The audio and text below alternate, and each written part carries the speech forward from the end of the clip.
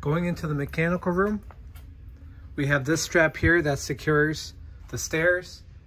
Remove that strap and then the stairs will come down.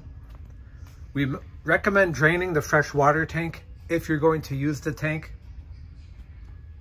And to drain the tank, you simply turn this knob and it'll drain onto the ground. We also recommend that the waste tank is drained before you move the trailer as well. Here you're going to have your manual. Inside this manual provides you with a sheet, and the sheet has numbers that correspond to all the valves here on the trailer. So if you do need to shut off part of the trailer, you can look at the sheet in the manual and correspond to these. Your fresh water comes in from the outside and then comes to this point here. You have two options. The first is if you open up this valve, then the fresh water can be used, travels along here, and can be used to fill up your fresh water tank. Then the fresh water tank can be used in and of itself to contain the trailer. If you're going to bypass the fresh water tank, you can see the fresh water comes in through this point. You can have this closed, and then you'd want to turn this valve on, and then that will have the water go to the tank here. In the event that you're going to use the fresh water tank, then you can have the fresh water tank valve on there. And then that would come on and feed the system. And once again, if you're going to use the fresh water tank, make sure that you turn this valve off so that the fresh water is coming and going into the pump. All of these should be turned on.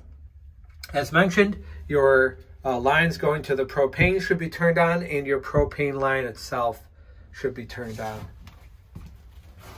Over here you can see all of the parts that are controlled by the 12-volt system, and you can control them here. And then your breaker box is above that. That has some of your heaters and higher electric using elements.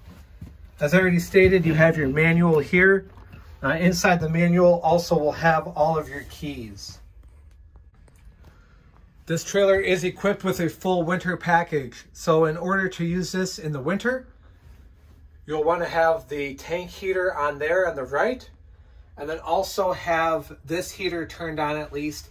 That way the mechanical room is warm and also the tank is warm as well. And then of course the trailer needs to be plugged in order to do that. This valve here, you can see antifreeze only, should only be turned on in the event that you will antifreeze the system.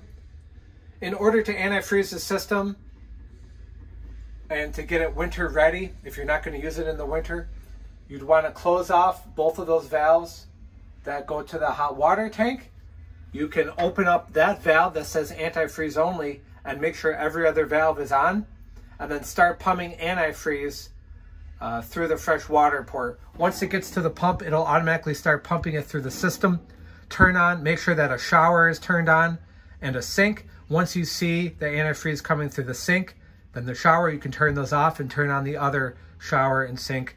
And once those, you can see antifreeze coming through or coolant, then you'll know that the trailer is winterized. As mentioned, all of the doors have locks and the key is inside of that manual.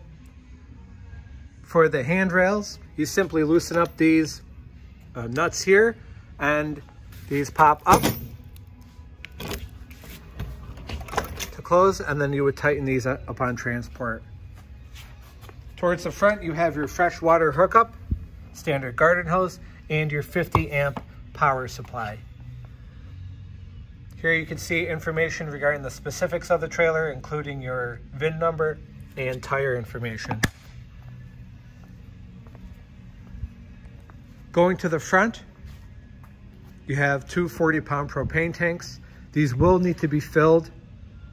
The right propane tank goes to the washer and dryer, and the left propane tank goes to the hot water on demand system. You not only have the front jack for stabilizing, but there are 4 stabilizing ports, one on each corner. There's one of them. I'll show you on the back of the trailer. You have 2 access doors. The keys are in the mechanical room in the owner's manual. This right access door has access to all of your scissor jacks. So that'll allow you to stabilize all four corners. This access door gives you the ability to pump the trailer out, and also you have a sight gauge so you can see how full the waste tank is. Inside of every room you have your toilet, your shower, sink, paper towel dispenser, soap dispenser, and toilet paper dispenser. You can of course turn on your heater here. The lights are turned on inside the mechanical room, but you could individually control them by hitting that switch on the light.